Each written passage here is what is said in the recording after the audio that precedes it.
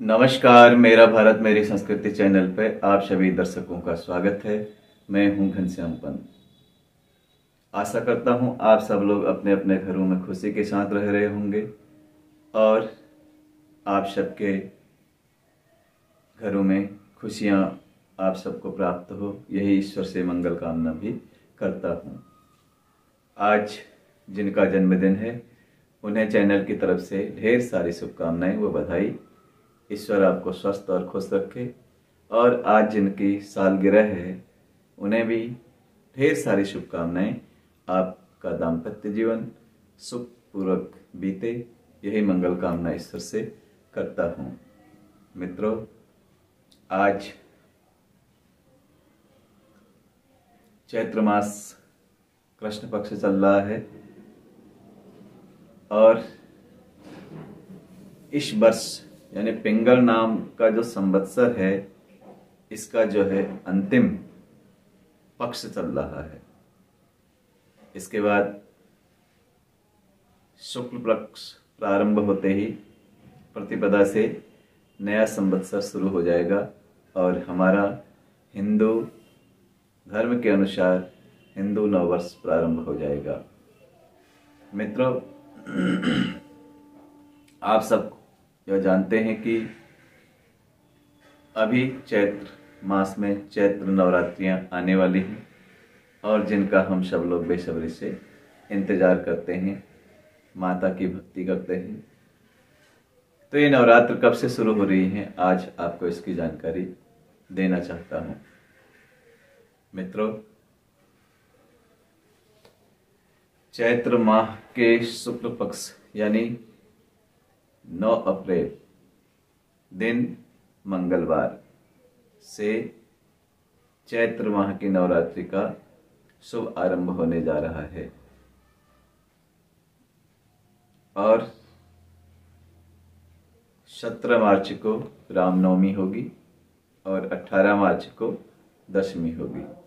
तो जो लोग नवमी पूजते हैं तो 18 को, जो दसवीं पूजते हैं, जो नवमी पूजते हैं तो 17 को, और जो दसवीं पूजते हैं तो 18 को अपने व्रत का पारायण करेंगे। मित्रों, इस बार की जो नवरात्रियां हैं पूरी हैं, 9 से लेकर के 18 तक पूरे 10 दिन, दसवीं यानी बीच में कोई भी दिन लैप्स नहीं है।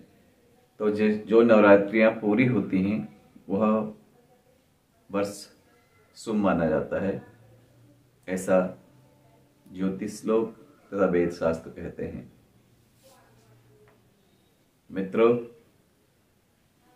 चैत्र शुक्ल प्रतिपदा 9 तारीख को, द्वितीया 10 को, तृतीया 11 को, चतुर्थी 12 को, पंचमी 13 को, षष्ठी 14 को, सप्तमी 15 को, अष्टमी 16 को, रामनवमी 17 को और दसवीं 18 अप्रैल को होगी। यानी सारी नवरात्रियां पूरी की पूरी हैं।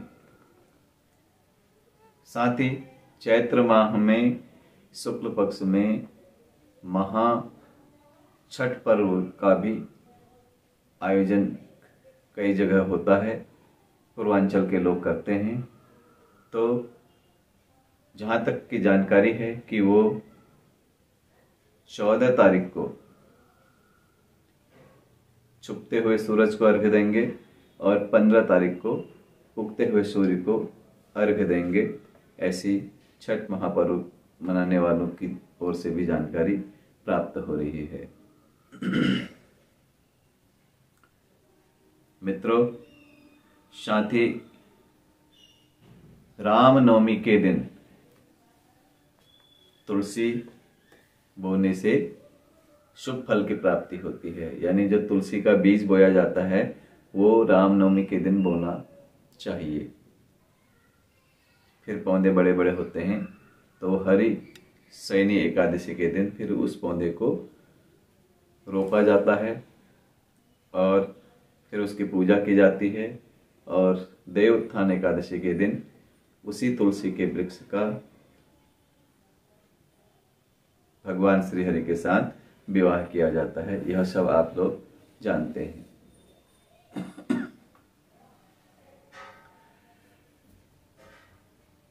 इस नवरात्रि में प्रतिपदा के दिन जो शुभ आरंभ हो रहा है तो सर्वार्थ सिद्ध योग भी है और अमृत सिद्ध योग भी उस दिन बन रहा है, तो बहुत ही अच्छा योग है।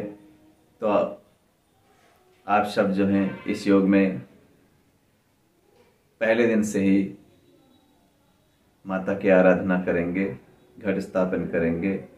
घट स्थापना का जो शुभ मुहूर्त है वह सुबह 5:54 से लेकर के सुबह 10:08 तक का है और कहीं कहीं 10:23 तक का भी इसे बताया गया है।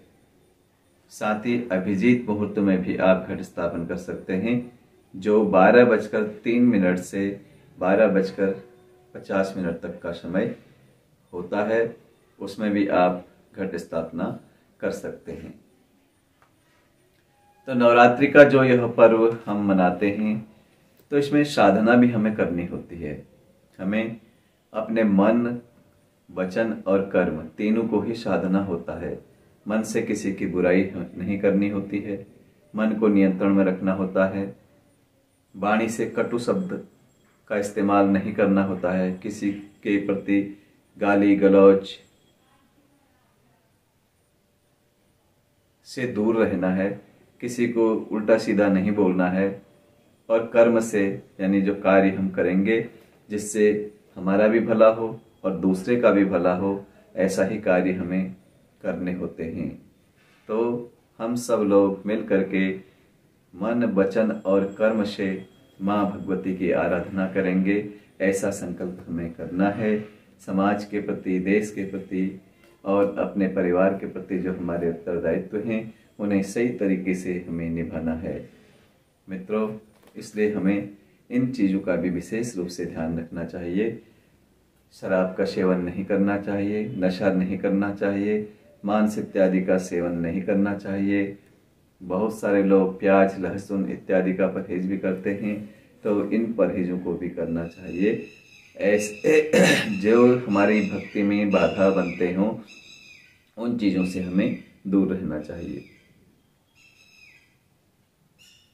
तो विशेष रूप से माँ भगवती से हम जो चाहते हैं, जो क्या चाहते हैं, सभी चीज चाहते हैं।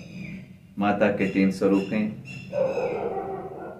लक्ष्मी माता, सरस्वती माता और माँ जगदम्बा।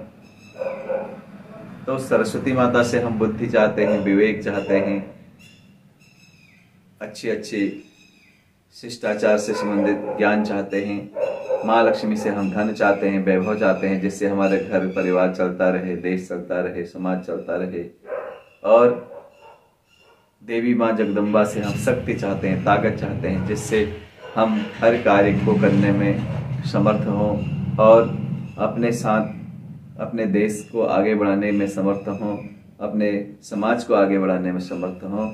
ऐसी शक्ति भी हम माँ से मांगते हैं। तो हमें तीनों माताओं का आशीर्वाद चाहिए। तो तीनों माताओं का पूजा अर्चन करने के लिए हमें समय भी चाहिए और मन, वचन, कर्म की शुद्धता भी चाहिए।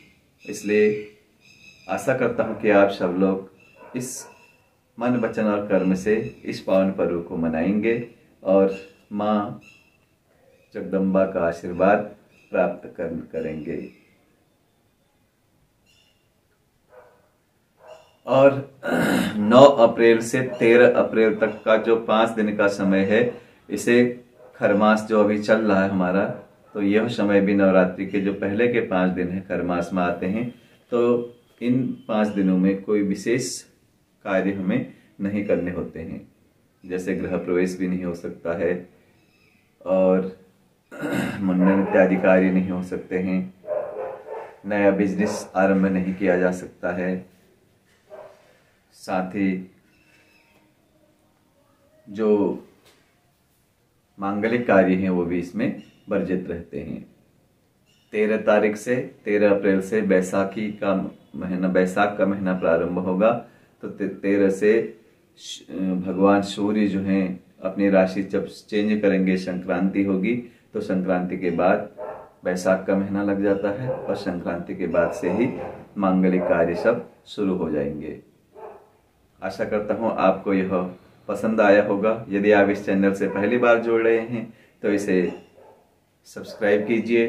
पसंद आए तो अपने साथ के लोगों के साथ, अपने मित्रों के साथ इसे शेयर भी कीजिए और लाइक कीजिए।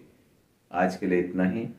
आप सब खुश रहें, सुखी रहें, यही मंगल कामना तीनों माताओं से मैं करता हूँ और परम पिता परमेश्वर और माँ जननी जगदम्बा से आप सबके लिए शुभकामनाएं मांगता हूँ। बहुत बहुत धन्यवाद। नमस्कार।